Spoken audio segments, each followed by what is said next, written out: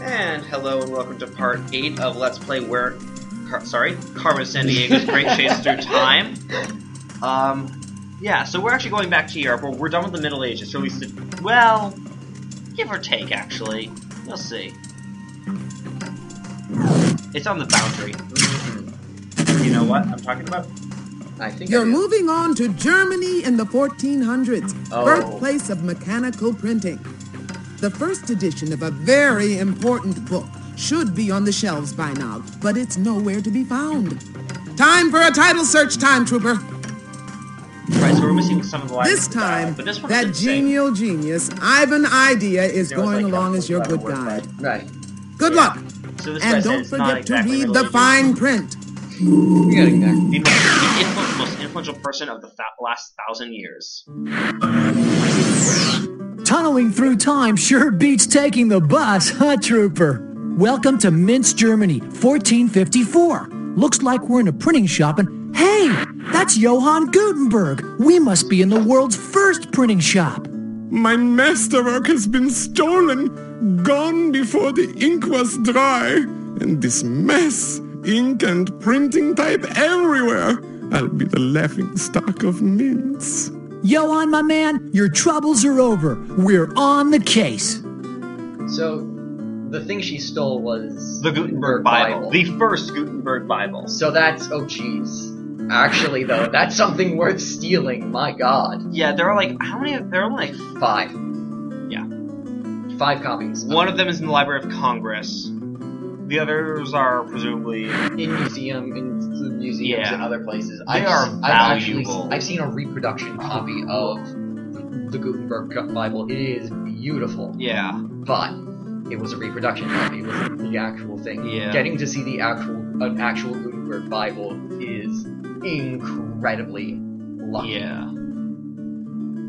Note. Yeah, immediately, just hanging there. You found a piece of the C note. Pretty soon it'll be Carmen herself who's hanging out to dry. Also, the music here is also very nice. Can you identify it?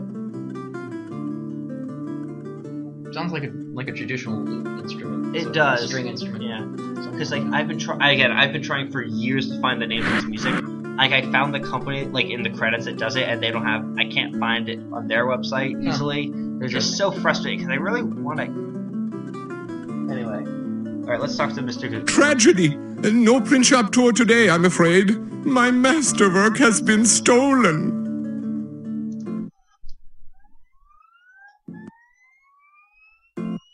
My name is Johann Gutenberg. I have just invented a bold new method of printing words using my clever invention, the printing press. And like we said before, this guy was easily one of the most, if not the most influential person of the past thousand. At the Time magazine, I think did a list like the 100 most influential people of the millennium, and this guy was number 1. Oh yeah. Like some of the people I agree with. I disagree with. Some people I think should be higher, but this guy is undisputed number 1, and we'll find out. It'll explain why, or we'll explain if it doesn't. Right. Well, you see, I've been a metalsmith and jeweler most of my life, so I began experimenting in the design of a new movable type made from metal. Movable type are blocks of metal with a raised letter on top. The letter is set backwards so that it will print forwards when pressed to paper. Simple, no?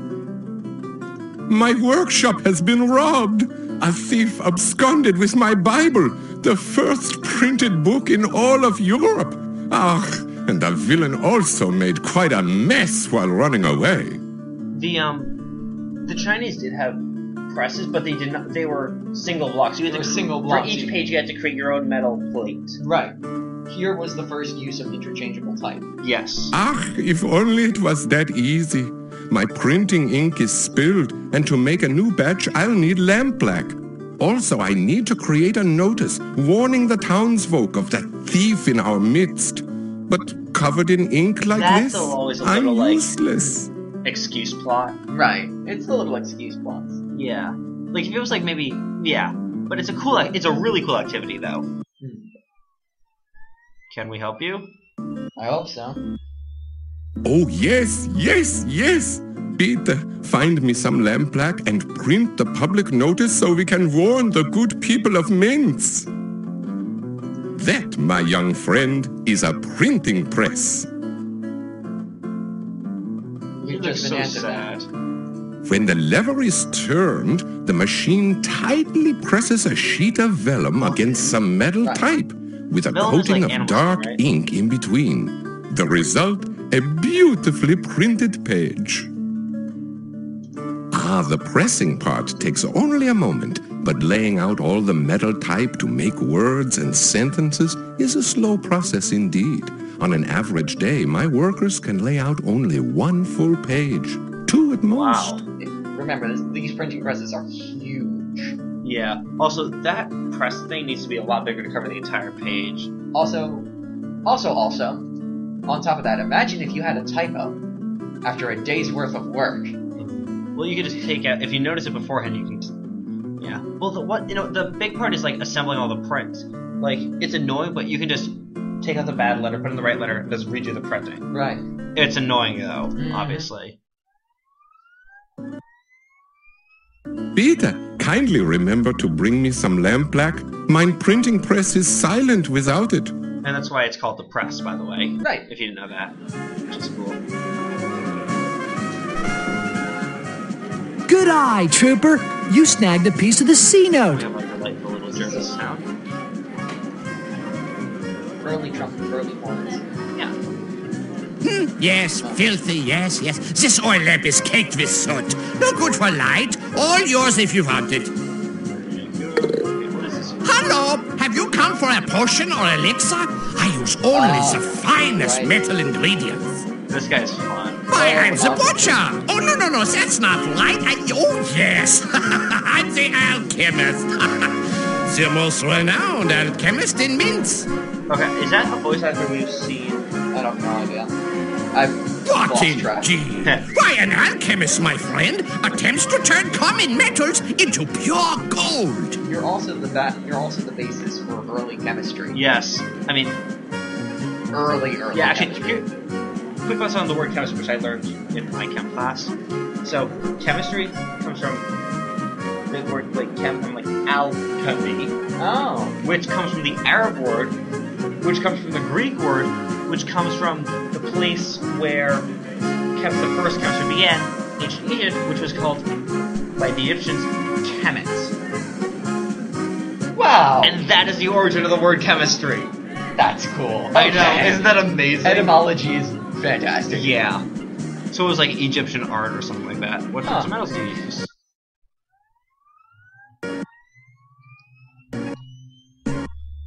I have all sorts of metals. In fact, I recently supplied Gutenberg with the metals he uses for his new movable print type. Things like tin, lead, and antimony. It's funny. Did you just see there was I think the computer was glitching a little bit. The smoke started building out much and fast. The animation was going back and forth really fast. Actually, I've just kind of realized this. That's kind of funny about alchemy. They were trying to turn the traditional thing an alchemist would try to do is turn lead to gold because lead was fairly worthless. It was valuable, but it was cheap. It was cheap as a metal. Yeah. It's funny because lead is pretty much a chemically. I'm pretty sure it's a chemically inert substance.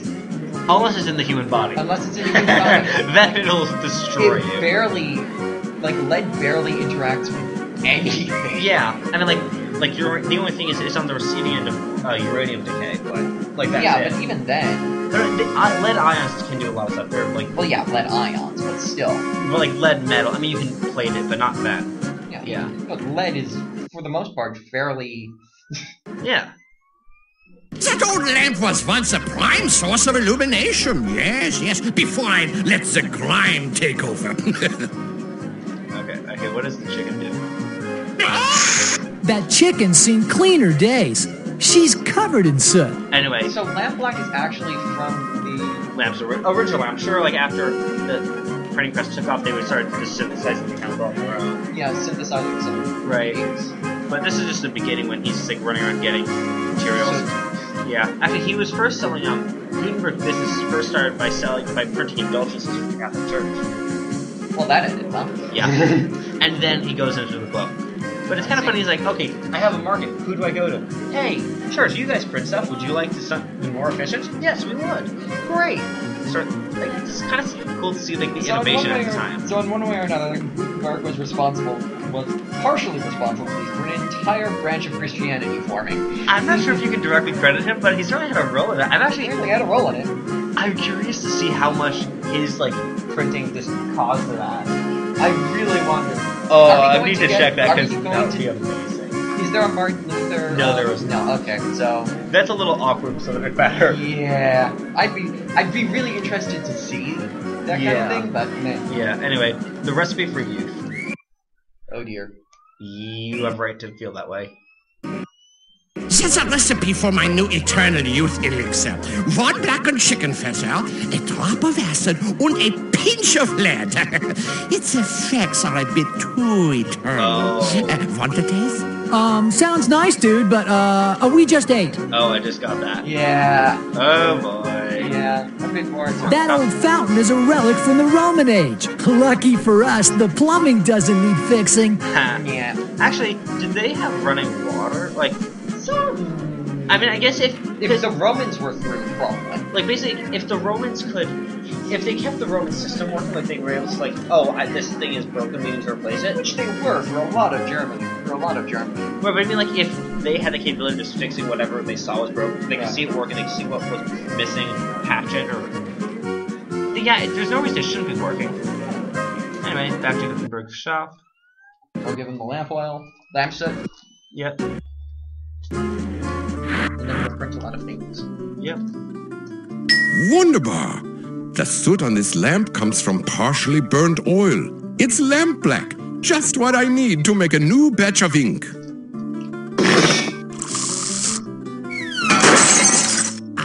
Sorry about that lamp. Actually, what is this? That German manuscript contains beautiful Gothic handwriting. I'm thinking about changing my metal printing type, which looks rather dull right now, to match this fancier Gothic style. And are these... Gothic lettering is ridiculous. Yeah. Those are wooden printing blocks. They're carved to make an impression when inked and pressed on paper. Those simple blocks make images of playing cards. I made quite a business of them for a time. That's cool. But now my passion is for the complex business of printing text. Okay, actually, and now we have German playing cards. The history of playing cards in general is really interesting, but we don't have time for that. Nope. And now we have what are the harder challenges? Single challenges. Very good. It is time to compose a noteworthy warning notice. Dun-dun. Okay. There we go. Oh, wow. That's movable type. Is it not? That's movable type. Yeah, so we had to so not only do you have to... Is it a word puzzle? It's a backwards... Sorry, that was loud of me. It's a backwards word puzzle. Oh my... Okay, so when I first did this, I had to go get a mirror. And just put it up so you could read it? Yeah, but I know what it says now. So it's thief on the loose. So that's an I.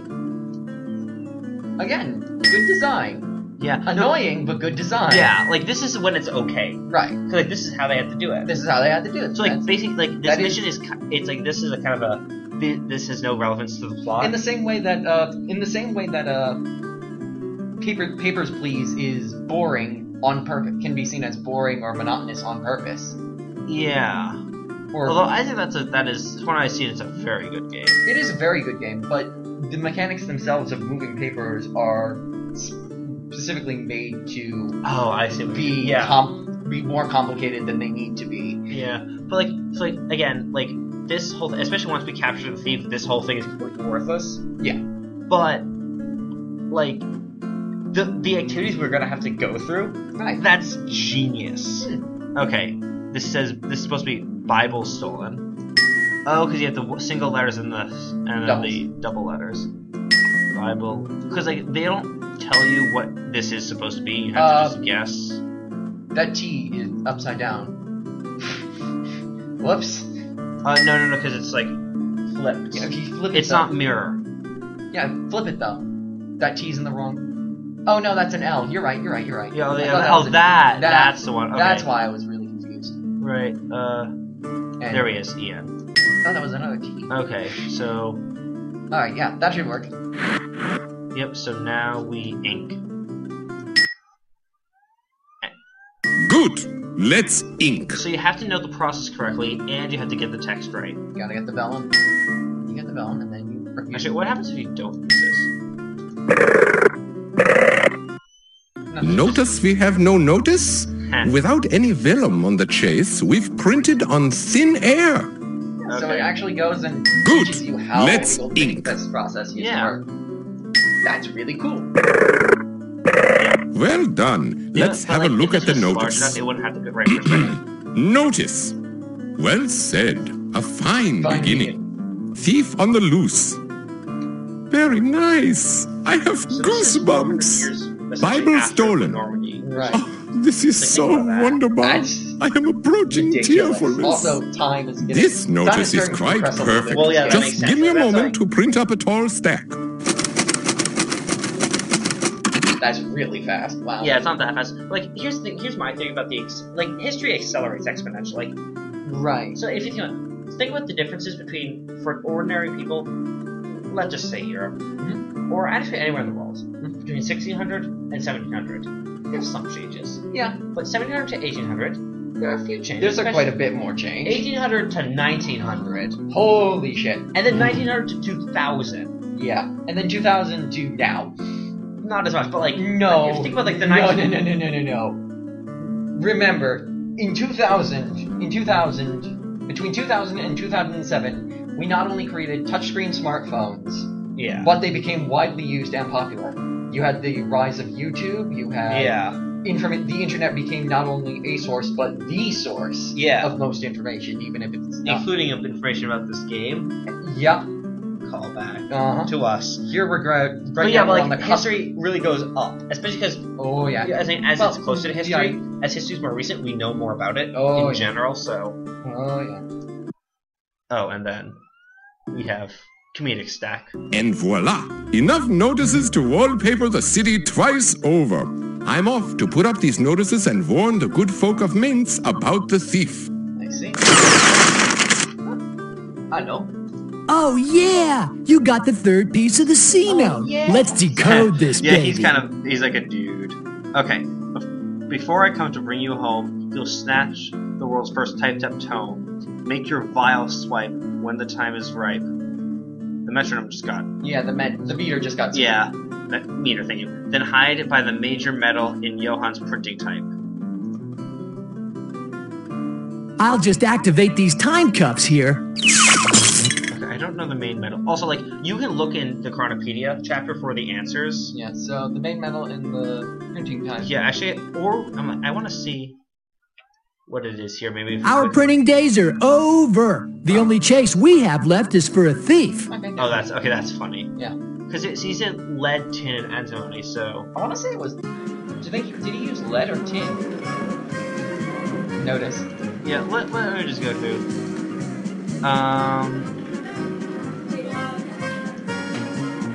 Machine made of a handsome Bible. Yeah. Today it's working. Each page of this Bible contained 42 lines of the type page. Only 40 copies. Yeah, only 40. Okay, so 40 copies. Today, good condition is worth 200,000. Yeah, there are very few copies. I'm assuming that price has gone up. Yeah. Like, I know, like... Since 1990s? This is the late 90s, so... Like, the first folio... Oh, I remember a couple months ago how they found a new first folio of Shakespeare in the library, in a public library in, what was it? It was... Calais. Oh, yeah, but it's a first folio. Yeah, like, that's huge. Yeah.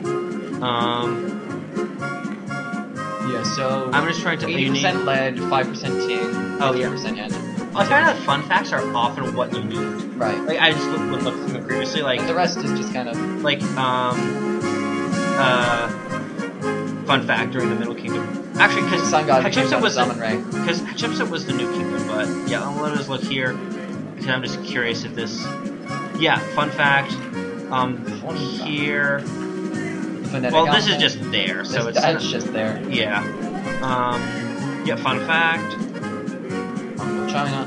And I'm assuming it says... So that's very interesting. So they actually don't make... So if you know the... If you know the trick... Or if you just go to the... Or if you're kidding, you just read the capitals. Or the pictures first. That's a really clever way of not having to do all the research. Yeah, but that's like actually... You want a shortcut. But like that's not a shortcut. That's like so clever. It's like getting... Hey, you have all this information, but you also... We're going to help you do a little reading comprehension if you don't want to do all of the reading comprehension. Yeah. Alright. That's a lot. Yeah. Alright, so... Yeah, sorry, I just want to see... Yeah, sorry. Yep, fun fact, and then... Yeah. Okay, so it's lead. Alright, so let's just... Let's thief at lead. Yep. We got a lead. Elemental! Lead is the major metal in Gutenberg's type, and that's just where our thief is hiding.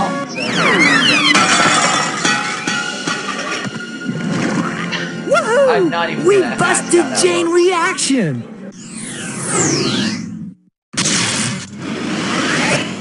Your runaway reaction days are over, Jane.